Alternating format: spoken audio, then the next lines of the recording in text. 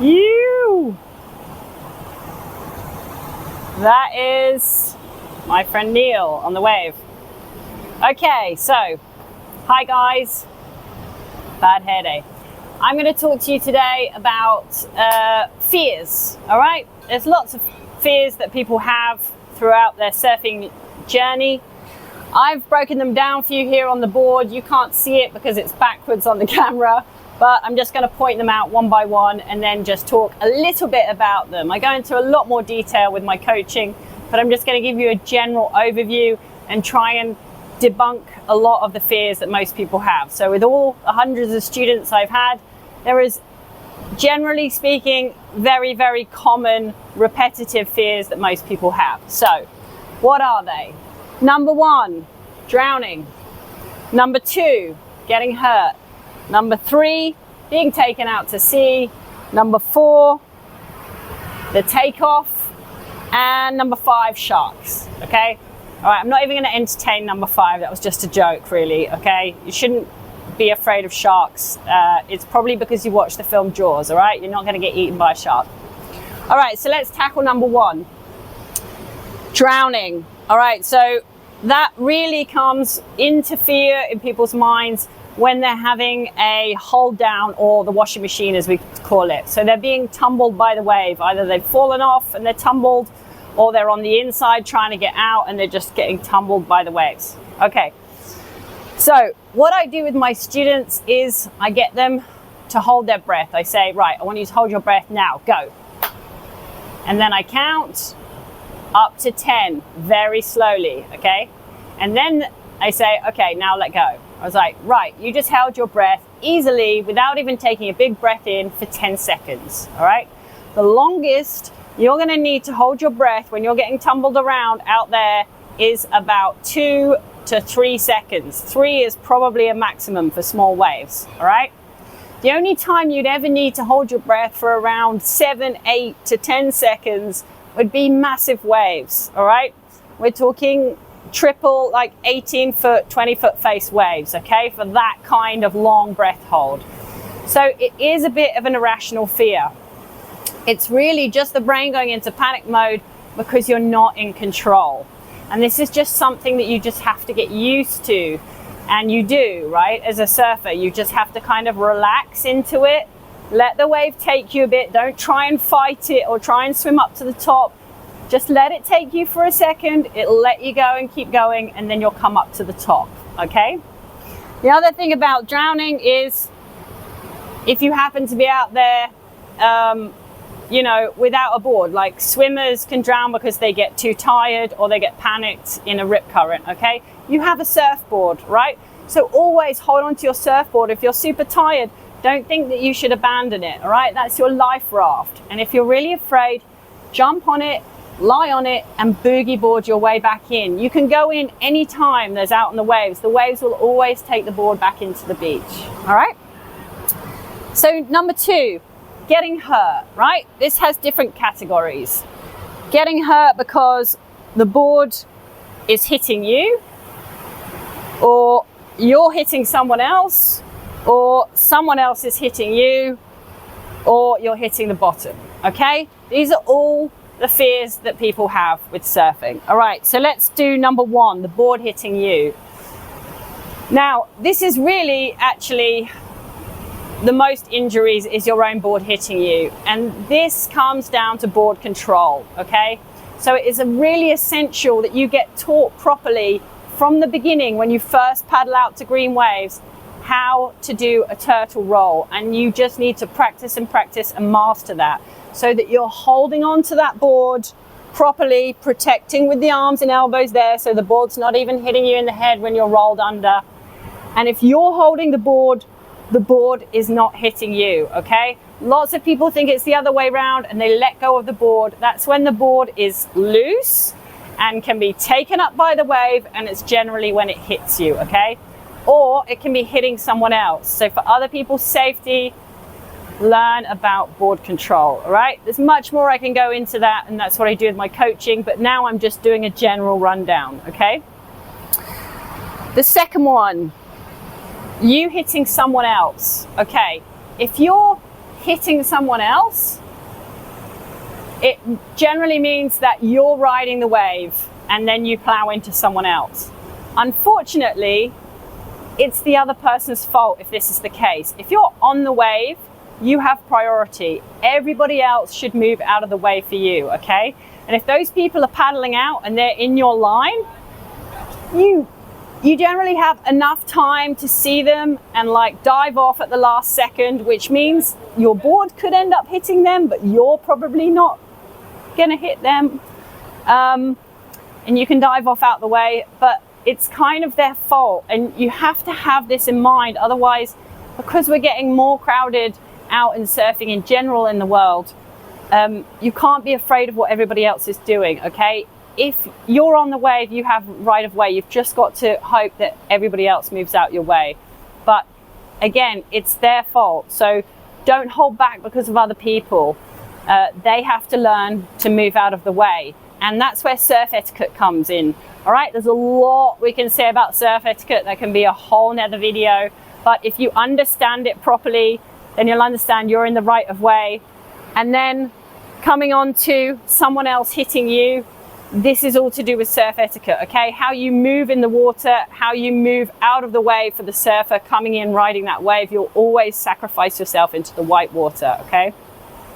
And never hang around in the impact zone, all right? As soon as you fall off and you come back up to the surface, you reel in that leash, you jump on the board and you make a decision. Am I still going out or am I paddling in or catching a wave in, okay? So you get yourself out of the impact zone as quick as possible, and then you're not going to be in anybody's way and you're not going to be getting hit. Hitting the bottom. Okay, this is a bit of an irrational fear. Generally speaking, you never hit the bottom, okay? If you're hitting the bottom, which means you're hitting a rock or something, it's because you're probably surfing a really gnarly wave, like something that's barreling and you're on super low tide, and that's why there's less water and it's just sucking off that rock. And that's the only time really that there'll be strong enough impact with less water for you to roll and possibly bounce off the bottom, as we call it, right? But if you're tackling waves like that, you should already have a lot of surfing experience. So you should know that it's your risk to take for going out into low tide for a gnarly wave, all right?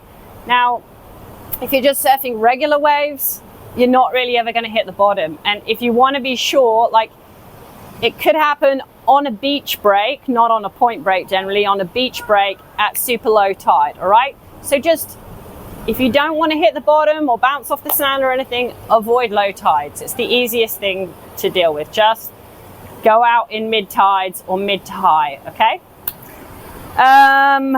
Being taken out to sea. Okay, so this is really where rip currents come in. And day one of your surfing with your surfing instructor, they should tell you all about rip currents, all right? It's a 5 to 10 minute conversation there.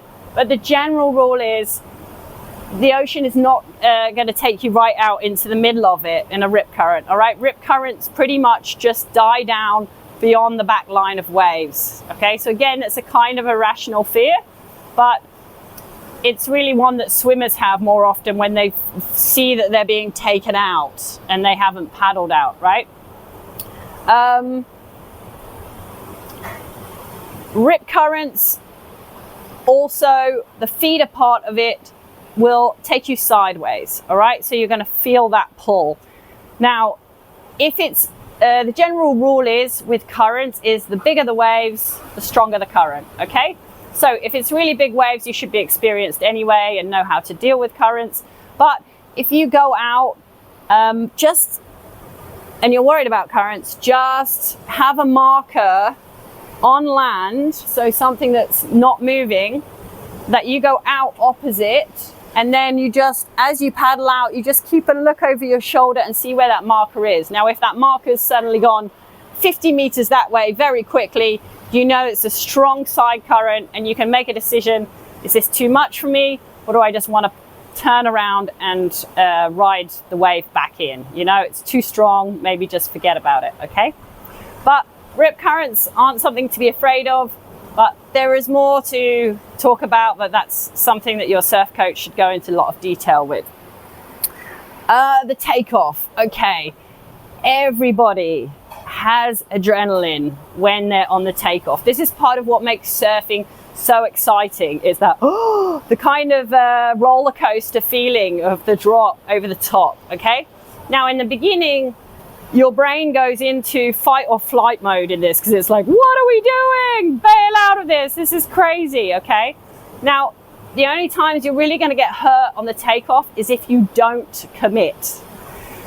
That means you've leant back, decided you're not going to go, but maybe the board's already gone with the wave and you fall over the falls, we call it. So you're going from the top of the lip and you get sandwiched between you and the board and the lip. That's when you can hurt yourself, all right? So the best way to not do this is just commit, commit, commit, commit, all right? I tell my students, kamikaze takeoff, all right? You go in for that first wave and it doesn't matter what's gonna happen. I'm just gonna go, I'm gonna go, I'm gonna go, I'm gonna go, I'm gonna go, okay? Override the brain. So as soon as you take off, you should be driving on your front leg to go down the face. Now, if you are driving, you stumble your takeoff from the get-go, you're gonna fall off forward. So you're gonna dive off into water. And as you dive into the water, you dive down under the water, the board and the wave goes over the top, and then you come back up to the surface and nobody's got hurt, okay? So as you dive off, you're just gonna dive off to the side. And the more and more you practice surfing, the more you'll get really good at diving off to the side. And don't forget, as long as you're not in super low tide, you're not gonna hit the bottom, all right? You've got plenty of water to dive into. If you're unsure how deep the water is, wait for a lull in between the sets. Maybe if it's a point break, just sit out to the side, opposite where the waves are coming in, and have a little look down, dive down, like have a little free dive down, see how deep it is, you know? And be aware of tide times, you know? Check your tide times and make sure that you're not going out when it's super low tide. But as I say, it happens so rarely that anybody hits the bottom. All right, then that brings us back to sharks, and we're done. So you're not gonna get eaten by a shark. And if you do happen to get eaten by a shark, which is a 1 in a million or maybe 1 in 5 million chance, it probably means that you're out in areas that is a breeding ground or a feeding ground for great whites or tiger sharks. Now, if you don't want to possibly have a shark attack, don't surf out in breeding or feeding grounds where there's great whites or tiger sharks, okay? Now, if you avoid that, you're not gonna get eaten by a shark. Okay, I hope this was helpful. Obviously, I just skirted all of these things. I go into a lot more detail with my students, and there's different tricks and things that we can do to get over these mindsets and setbacks, but I hope it was helpful, and please join me for some surf retreats if you're interested. Give me a message, and yeah, peace.